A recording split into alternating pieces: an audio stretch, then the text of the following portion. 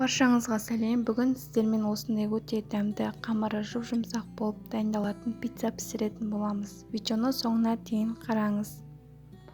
Алдымен жылы суымызға сүтімізді, шекер, тұз, дрожж салып жақсылап араластырамыз.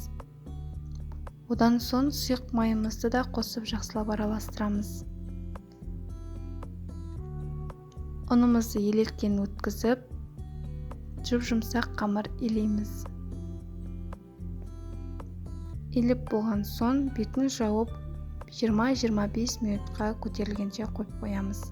Көтерілгеннен соң қолымызды кішкене майлап алып, тестамызды пергамент қағазға орналастырамыз. Менде осы рецептпен 2 порция шығады. Кішкене ұн сеуіп, оқтаудың көмегімен дөңгелек етіп жайып шығамыз.